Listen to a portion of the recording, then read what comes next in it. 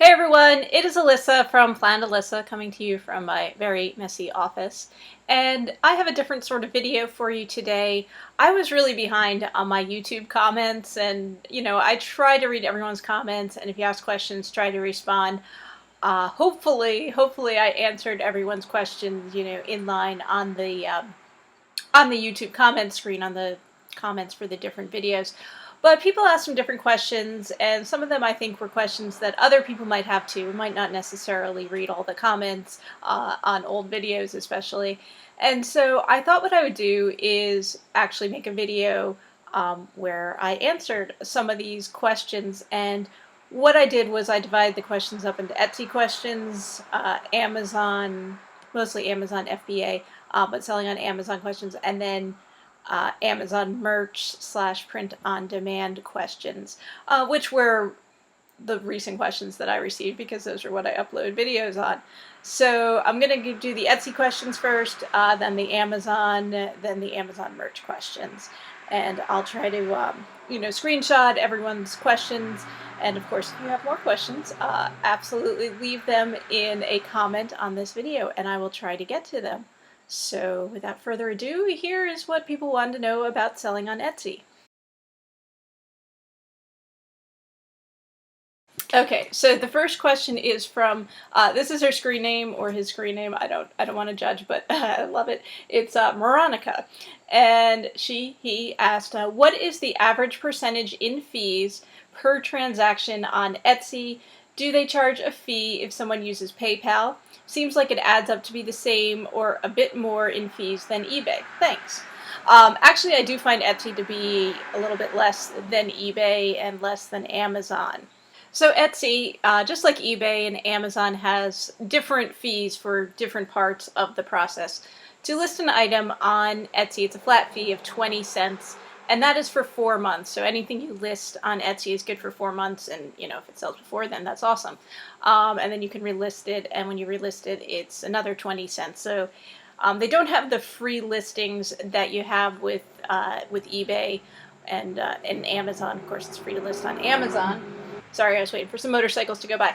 They don't have the different free promos that eBay has going on, although there are sometimes some different things, like if you refer new members, I think you get so many free listings, and I think there might be other, promos going on. But in general, you pay 20 cents to list an item on Etsy for 4 months, which of course is a longer time span than on eBay, where you list for well, you can set the listing time, but usually it's 30 days is the longest you can set it for. And Amazon, I mean, you list on Amazon, it's listed indefinitely. Then you have the fee that you pay when you sell an item, and it is 3.5% is Etsy's across the board rate. Now that is 3.5% on the sale price of the item only, so they're not charging you that 3.5% on the shipping, which is nice. I think you pay some on eBay with the shipping. I'm not sure. I don't do a lot on eBay, and when I do a lot of free shipping things, so of course then you pay on it. Now you also pay payment processing on Etsy, and how that works, you have a couple of options. You can use Etsy Direct Checkout, and they will handle all credit card transactions for you. You can have Etsy Direct Checkout also handle your PayPal, or you can do PayPal and do it separately, and then you're paying PayPal fees as opposed to Etsy fees. If you do Etsy Direct Checkout, what you do is you pay a fee to Etsy for the service of processing the payment, and that's going to actually vary by country. So I will give you what the U.S. fee is, which is, I think it's 3% plus 25 cents for each listing. I don't know why that plus 25 cents. I guess unless you're listing something really cheap, they want to make sure they're getting a decent amount of money from it, because there is a fee to them for each payment they have to process, plus your 3.5% that you're paying on the item. So it's working out to, well, 6.5%, 7%. Now with eBay, again, I don't do a lot on eBay, and their fee structure is a little bit more complicated, but I think at a minimum on eBay, you're pretty much paying 10%. And then they do have fees for PayPal, which you really have to use when you're selling on eBay as far as taking payments. You don't have to use it, I shouldn't say that, but in general, that's what you're probably going to be using for accepting payments on eBay.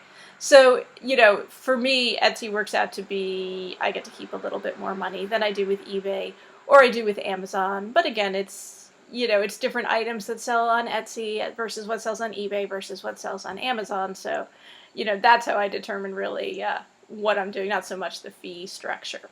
And the next question is from Vita Dunning, who watches my videos and is really sweet. And she asked, she said, thank you for sharing. And how do you determine the selling price of your items? Would you consider doing a video on this subject? As always, enjoy watching your video. Thanks, Vita. How do I determine the selling price? Well, I don't have a scientific method. The easiest method, and what I generally do, is just search out other listings. First, I'm going to look at Etsy. If it's something I'm listing on Etsy, that's what I want to compare it to. So I want to see if anyone else is listing the same thing or a similar thing on Etsy. And sometimes I'll get lucky and, find someone with the same item. Sometimes I find like a whole lot of people with the same item, which to me isn't as lucky, because then I feel like, it's probably not worth that much if all these people are selling it. But at the same time, I will, try to compare my condition of the item to their condition. Sometimes somebody will be selling something, but it's in really poor condition, or my item's in really poor condition compared to what is out there. And I'll also try to look at, sometimes somebody's selling something and they're in France or they're in the UK. So I don't really see them too much as competition, because most of my sellers are in the US. And obviously, if they're buying from me, it's going to be a lot less in shipping than if they're buying from the UK or France or something like that. So that's something to consider too when you're looking at the different listings. Where's the item located? What's the shipping charge on that item? And, I try to price my item comparable to, the other items that are out there. I'm not going to, be charging way more than someone else, and I'm probably not going to be charging way less than someone else. If prices are all over the map, which I'll see on Etsy, then I probably try to price somewhere around the middle. It's Sunday when I'm making this, and there's just a lot of noisy vehicles out there, so I do apologize about that. So anyway, if somebody's, listing it for 20, there's someone else maybe listing it for 5, I'm going to try to be somewhere around the middle there, maybe $10, $12, and, see how that goes. Now, those are the easy items when I can actually find something that is either the same or similar on Etsy. If not, I'll go further afield.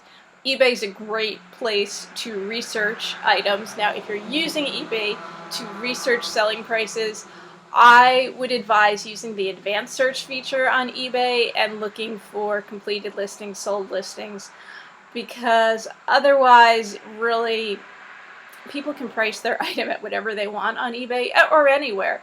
But on eBay especially, I see some crazy stuff. Like, I'll see something priced at like $500 that no one's going to pay $500 for.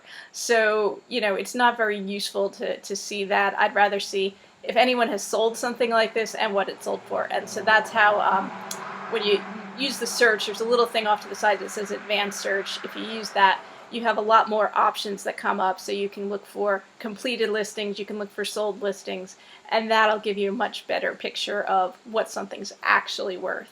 Beyond that, if I find something that I can't find anywhere else online, if I can't find anything about it, you could use your library to do some research. There are paid sites, although I don't know. I'm not totally sold on them. Places like Terapeak and WorthPoint, a lot of them are just using like eBay listings. So really, it's your call. If it's rare enough that you're not finding anything out there, I'm going to assume it's got some value and price it a little higher. But, you might want to consult an expert or do some more research as far as, looking up books and, professional auctions and things like that. If it's something really rare, you don't want to shortchange yourself if you got a real gold mine on your hand there. But mostly, use your best judgment. Try to find things that are similar. And, if you don't know, ask. There are different forums out there. eBay has forums. There are other forums on the internet, and just about any item that people would collect, there's like websites devoted to people who collect those items and all sorts of experts out there. So if it's something that rare, you might have to do a lot of research, but most of the time you can find it out there either on Etsy or eBay and, come up with a price that seems fair. Okay, the next Etsy question is from Ernesto Magdaleno, and he asks, how many items do you have listed on Etsy? And right now, at this very second in time, I have 877 items listed on Etsy. My goal is to keep it between 800 and 900. I mean, I'd love to have more than that, but honestly, it's a little bit too much for me to handle. So between 800 and 900 is my goal. And I feel like if I have that many listed, I can sell a decent number of items on a weekly basis. Next question is from Kimber C. She writes, I have a question for you. How do you decide when to do a lot and when to sell single items? I have a lot of vintage cookbooks and was wondering the best way to sell them. Thanks. That is a good question, and I don't really have a very scientific answer for it, but in general, I do lots when I feel like it. No, I do lots when I have things that maybe aren't worth that much on their own, but would be worth a decent amount if I put them together in a group. A lot of the lots I do are actually book lots, and that's because, first of all, you can find vintage books pretty cheap. If you go to book sales, garage sales, rummage sales, you're going to find books. You're going to find a lot of old books. I've gone to auctions and bought whole boxes of them for $1. Sometimes you're going to find books that are worth money and you might want to sell them individually on Amazon.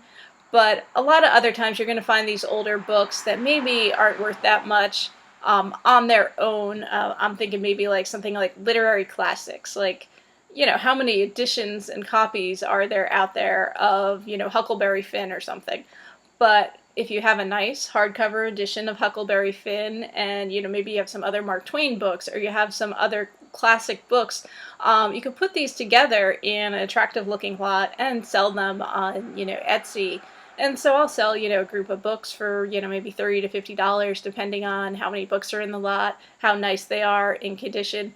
And somebody's willing to pay that because now they have a nice collection. They can display it on their shelf, in their library. It's all these classic books that people have heard of, and, it looks really cool and vintage. And so, on its own, none of those books are probably worth that much, but together they actually have value. And of course, when you're talking about books, there's, the shipping cost to consider. First of all, I always offer the option, if people don't need in a hurry, they can get it by media mail, which is a lot cheaper, but also it's cheaper to send, multiple books as opposed to just send one book. You send one book by priority mail, it's a lot of money, but if you send a whole group of them per book, it actually works out to be less money. Similarly, if I have like small things that maybe aren't worth that much on their own, I will sell them as a lot. I recently sold some keychains. These were vintage keychains. They're cool, but they're not worth that much individually. But if I sold a lot, I think it's like a dozen of them together, somebody bought them for like $12. That's $12 I didn't have before. Of course, I can ship them all at once. I think they still went first class mail because they didn't weigh that much. So, the shipping charges wasn't, astronomical for somebody trying to just buy one keychain. You would pay almost as much in shipping just to get one as you would to get the 12. So, something to keep in mind too with lots. Like if an item costs quite a bit to ship, it might deter people from buying it if it's not worth that much. But then again, they might buy it if it's in a lot with other items. So that's something I consider too. A lot of times, though, items are going to be worth more if you sell them individually. The exception would be something that really goes together as a set, maybe like a set of Pyrex mixing bowls. You might get more money for a set of them than you would get for an individual bowl. And some other different like collectible sets and things like that. If you have a complete set, it's going to be worth a little bit more than trying to sell individual pieces. But for the most part, I do sell just individual items and just use the lots when I have things that maybe aren't worth too much on their own. So that's my long-winded answer to that question. Okay, my next question is from Jenny B. This was in response to a video I made about some Etsy things that sold a few weeks ago. And one of the things that sold was going to be used in a television show, in Criminal Minds. So Jenny writes, Hi Alissa, I'm so excited about the Delaware pennant. I was wondering how you know that your item is going to be a prop in a movie. Do they contact you and tell you, and do you list movie props in your tags? Oh, I was born in Delaware, so it was kind of cool to see that. How I know, usually, and I said this in my response to Jenny, most of the times when I sell things, not most, but a lot of the times when I sell things that are used as a prop in television show or movie or something, usually it's television show, they actually send a conversation either ahead of time or right after they buy it, because they need it in a hurry. And it seems that all these people that are buying props for TV shows are like under the gun and buying things that they need right away. So it's, how soon can it get here? We need it by such and such a date, or whatever. And they'll tell me in this conversation that, hey, this is going to be used in a TV show and we need it by such and such a date, and can we get it by that date? So that's usually how I know. Other times though, they won't even, say that, but I'll see it as, on the address. It'll say, Criminal Minds Prop Department, or, whatever. So that's always kind of cool. I have yet to like watch one of these shows and see an item in it, because I don't necessarily know what episode it's going to be in, but that's something I might try to do one of these days. If you happen to see something I've sold in a show, let me know about it, so I can look for it. Okay, and the final Etsy question is from A Lyric, who writes, I've enjoyed your down-to-earth videos and real people demeanor for months, and thank you for your generous spirit in sharing a wealth of experience and helpful information. Thank you. I have a question. I'm not knowledgeable about vintage items, and when there are no markings, are markings that are removed or worn away, how do we know it's vintage? Can you talk to us about the time, when, where, how of research? Thank you. So this is a tricky one, and there isn't really an easy answer. I mean, the first thing I look for is clues like where an item's made. And again, it's not dead giveaway, but if you see something, like a China item that's made in Japan, it's almost certainly vintage. If you see something that's made in China, it's probably not vintage. But, there are exceptions, of course. And, if something doesn't have a date on it or something, then you gotta look for other clues. The style of an item can be a giveaway. The material that it's made from, of course, and, just how it looks. You can kind of tell, especially after you've been doing this for a while, when something is vintage versus when something is new. Of course, there's a whole business out there in making reproduction items that are meant to look vintage but aren't, so those can be tricky too. So it's not always easy to spot the fakes. It's not always easy to know if something is vintage. But, I'll Google things, see if I can find similar items if I'm not sure. I'll leave a lot of stuff behind on the shelf at a thrift store or wherever when I just really don't know if an item is vintage. One thing I like about doing like estate auctions is you can usually, everything's coming from the same estate. So, and well, a lot of the ones I go to tend to be someone who's older, who's passed away. And so everything, not everything, but a lot of stuff is from the same era, because, you buy stuff when you're young or when you're starting out your household or whatever. And so you can kind of tell, like, everything is going to be from, say the 1960s or the 1940s or, however old this person is. And so it's a pretty easy way to figure out how old something is. But I've also gone to auctions that have had like reproduction items because somebody was like a collector and they had both old stuff and, stuff made to look old. So again, that's not like a hard and fast rule. And I've gotten stuff home that I bought at, garage sales or thrift stores or whatever. I thought it was vintage, did a little more research and kind of, this was made a couple of years ago. So there isn't really an easy answer. It's, using your best judgment, looking for clues. If you're really not sure, you might want to pass it up. It's your call. So that's it for the Etsy questions. And now we're going to move on to some Amazon questions, and mostly Amazon FBA, but in general, selling products on Amazon. So the first question comes from Angie M., who writes, I love your haul and sales update videos. In this video, you didn't have any books, but I was wondering if there were certain publishing companies or other tips, etc. for picking books. It seems I always pick the penny or low money ones. Sometimes at rummage sales here, it is just a quick grab. Thanks again. Yep, I know about those quick grabs because I have done them myself. And it is really tough with the books because there are a lot of books out there that aren't worth anything. I will say that I got my start in reselling by selling used books, so it's like one area that I feel pretty comfortable with. Like, I can look at a shelf and, pretty much spot a profitable book. I mean, sometimes I pass some by, sometimes I pick one up and it's not that profitable, but I've developed a pretty good eye for it, and so there are certain things I look for. One of the things I look at is publishing house. To me, the most money is going to come from the smaller publishing houses. Now, there are exceptions. There are big publishers who will put out a book, especially if it's new enough, it might still have value. But in general, I tend to avoid the big publishing houses because they publish in large quantities. So there's a lot more of those books out there, which drives the price down because there's a lot more used ones available, so they're not that rare. But if you get a book from, say, a university publisher or a smaller publisher, there's probably going to be more value in it. I also tend to stay away from fiction. There's not as much resale value in fiction in general, again, as there is in nonfiction, because nonfiction is on a specific topic, and usually the stuff I sell is something that somebody's going to be looking for information on that specific topic. And so that's another thing I look for, is topics that aren't too broad and too general, but topics that are very specific.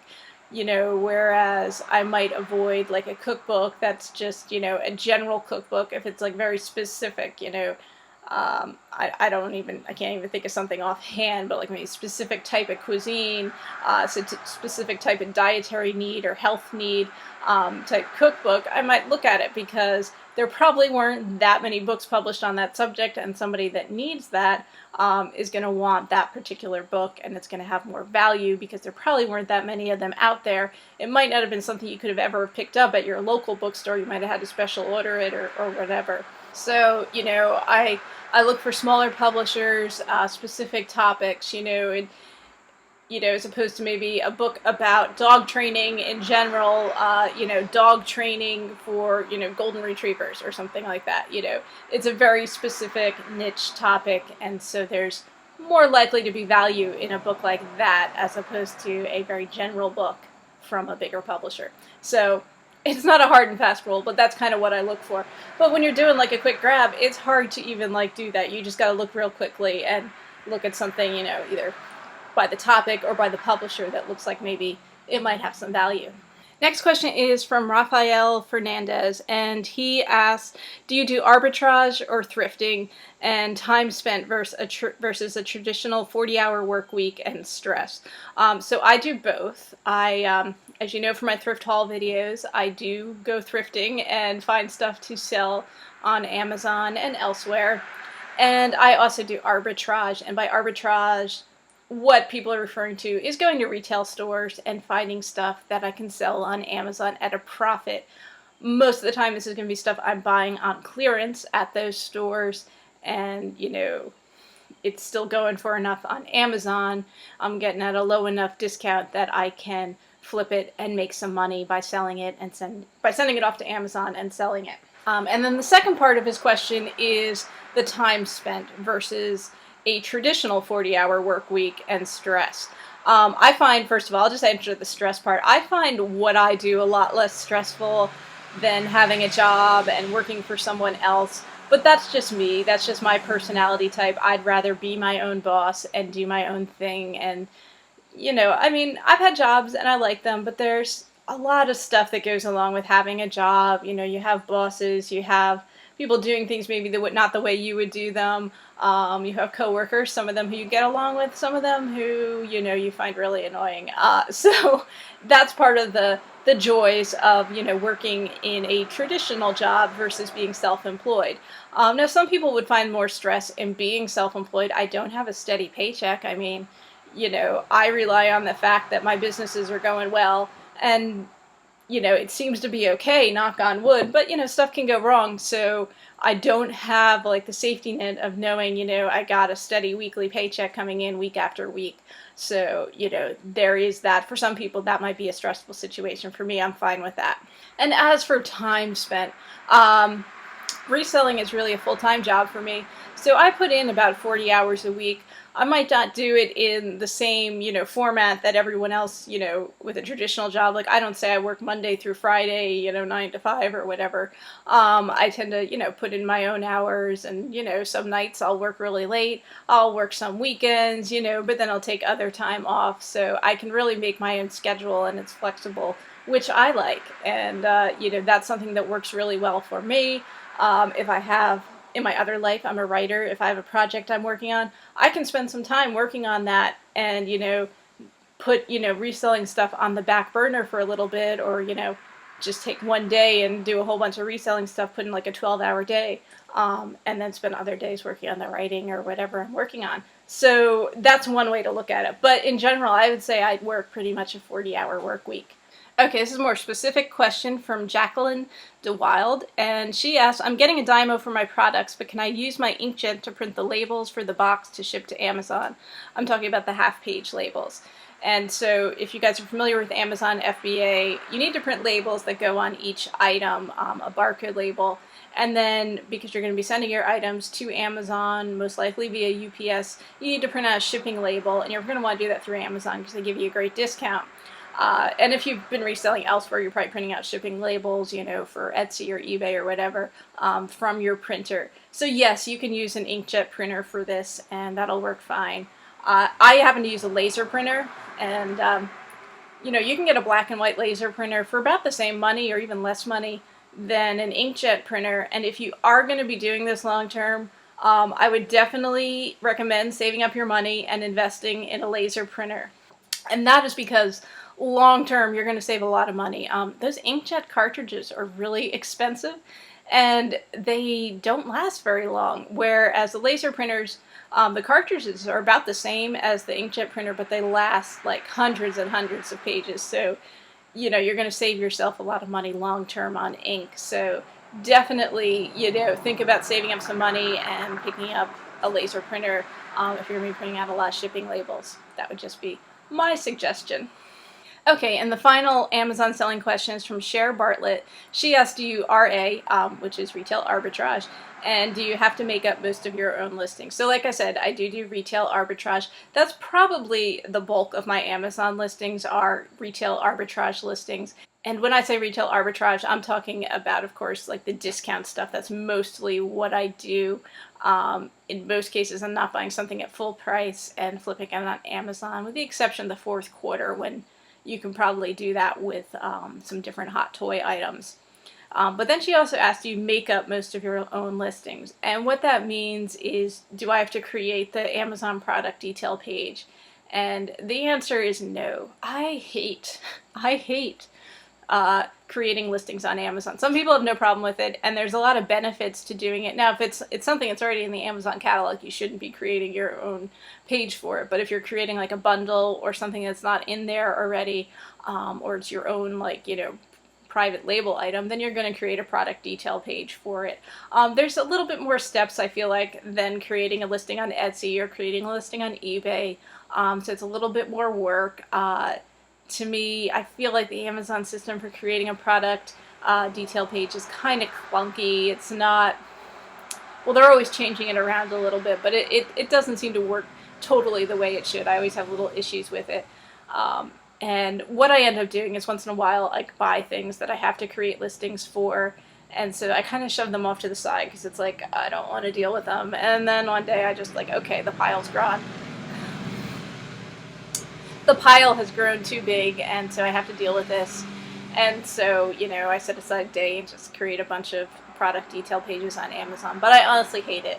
And I really, if I find something in the store that there's no listing for, I'm like, you know what, I'm not even going to deal with it. I'll let someone else deal with it, because that's just, that's just my thing. I do not like creating listings on Amazon.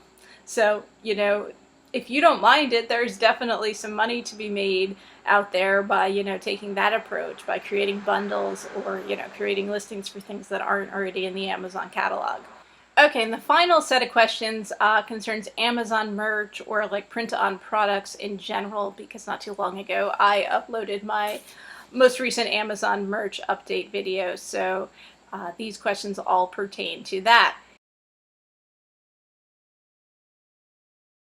So Keith Butler asks, Alissa, I have a few questions for you. Do you have to have 25 different designs, or is it just 25 shirts?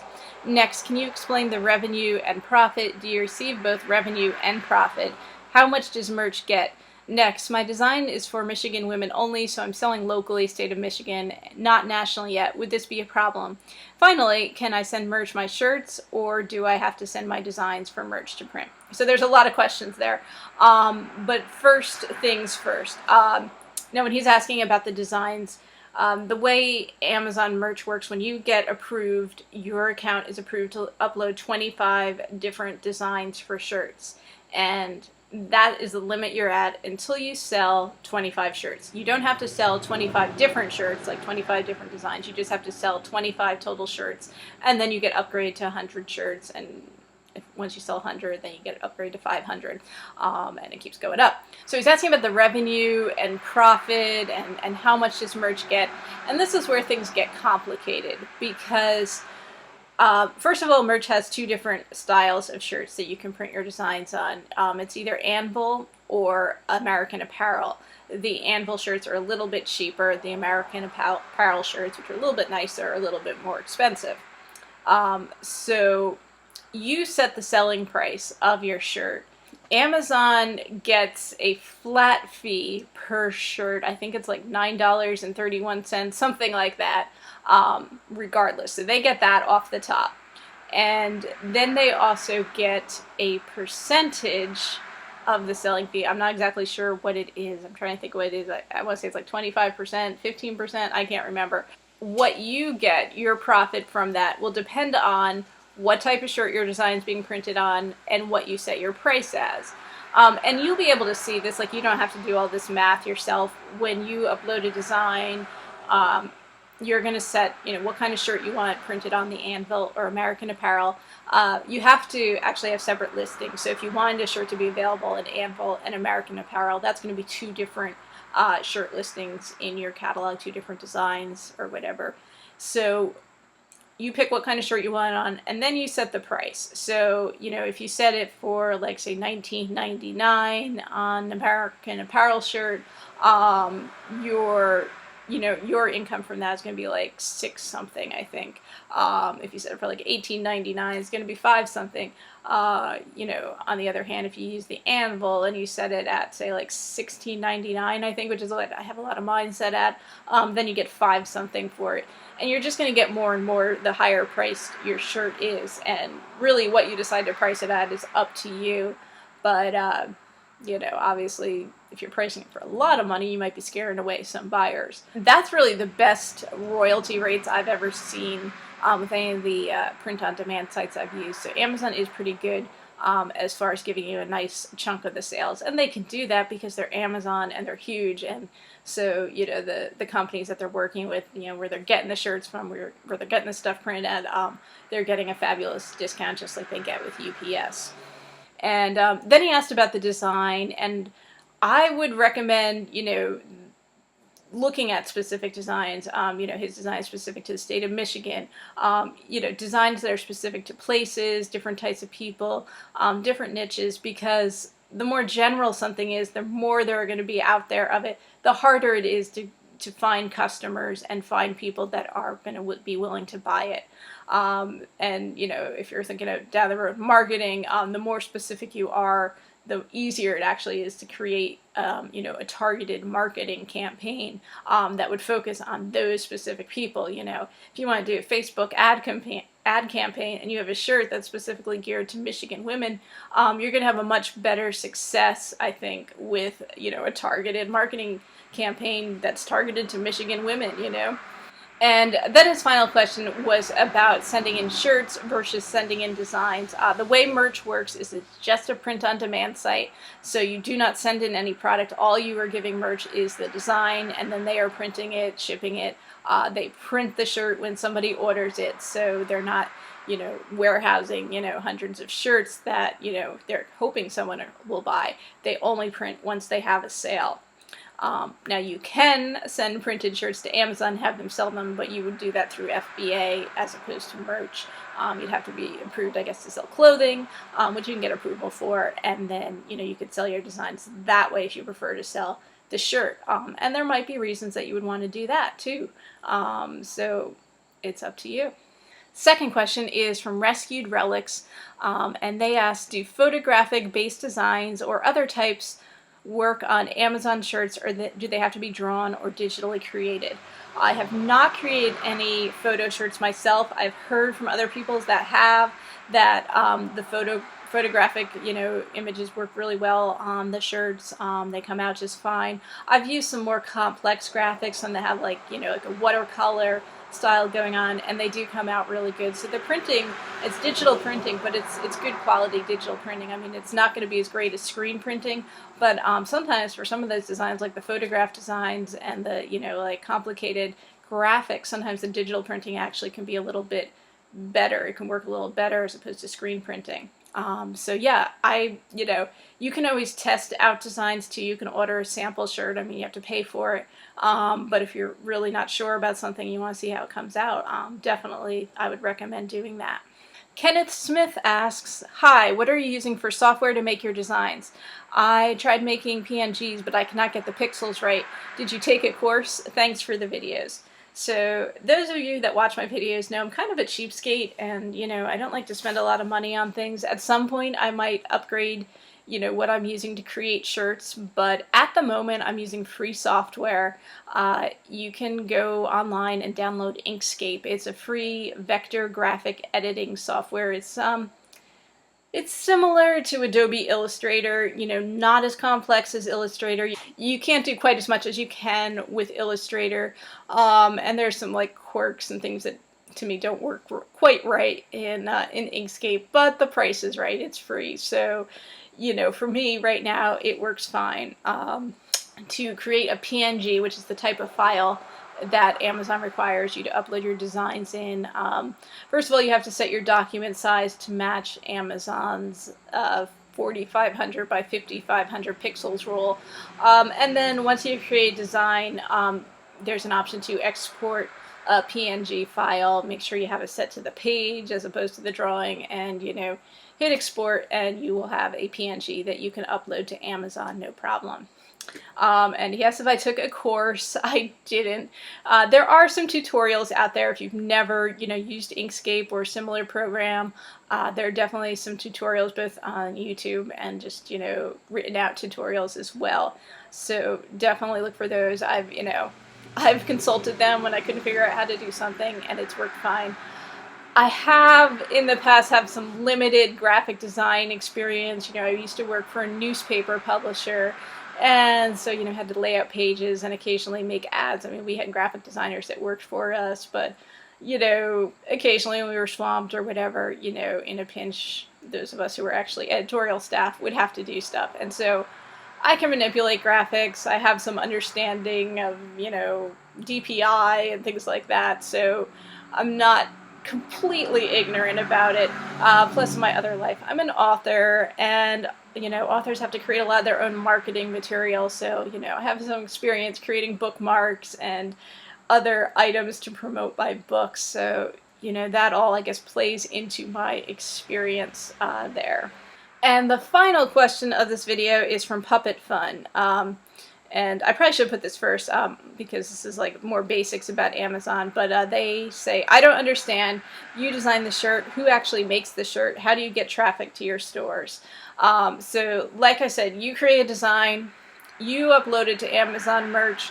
Once it gets approved, which usually is within a few hours, it'll go live on Amazon.com. So that means your shirt is available for anyone who's searching the Amazon catalog to find that particular design, to order it. If they have Amazon Prime, it qualifies for Amazon Prime, so they can get free shipping. They can't get free 2-day shipping in most cases because the time that's going to take to print the item, and they only have printers in so many places, so they can't necessarily get it to you in 2 days. But you can get the free shipping, and the shipping is pretty quick. I mean, I've ordered stuff and it's come pretty fast. So, but the other part of their question, well, the shirt, as I said, doesn't get printed until someone orders it. So, somebody goes on Amazon, they find the design, they select their size, the color that they want. When you upload design, you can pick up to 5 t-shirt colors that's available on. So they pick the color they like, their size, they place an order. Amazon prints the shirt and sends it to them. So really easy for you as a creator. All you have to do is create designs, upload them to Amazon, and Amazon does the rest. Now, how do you get traffic to your stores? That is a good question. First of all, I won't say stores. That's how they word it in the question, but it's really traffic to the listings because it's available in a really big store, Amazon.com, that people are going to anyway to buy stuff. So, people are going to find your product even without you doing any kind of promotion. And the way they will find it is because they're going to be searching for different keywords, and hopefully your item comes up. To ensure that your item comes up when you're creating shirts, almost as important as creating a good design is creating a good title, using your bullet points and your description, and using keywords that people you think would be searching for, and that will help them find it both on Amazon and via Google. And really right now, that's all I'm doing. I'm not really doing much at all in the way of promotion. I've posted some things on Pinterest, but that's about as far as I've gotten with promoting items. But of course, if you want to really spend some time promoting, you can create ad campaigns. Like I said, the more targeted your product is, the easier it's going to be to create a targeted ad campaign using Facebook, using Google, using, whatever sites you want to use. And so, that's how to drive traffic. But for now, for me, I'm relying on the power of Amazon, the fact that so many people shop on Amazon, search on Amazon, look for products on Amazon, and the fact that, I'm using good keywords that hopefully people are finding my shirts because of them. Even though, the market is saturated with shirts, I'm still selling stuff. So, you can do this on Amazon without spending a lot of time trying to drive traffic to your items, which is one key difference, I think, between other print-on-demand sites. Like, I have a Zazzle store, and really, I have to market my items if I want people to find them. I do not sell much on Zazzle because people aren't on Zazzle as much as they're on Amazon looking for products.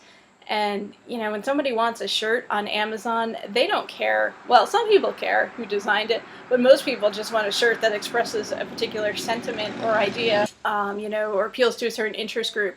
And so, they don't care who the designer is. If it looks nice, and it comes up when they're searching, they're going to buy it. So, and they're going to search on Amazon. People shop on Amazon. It's, it's just a huge market that they've built up, and you can take advantage of that as a merch seller.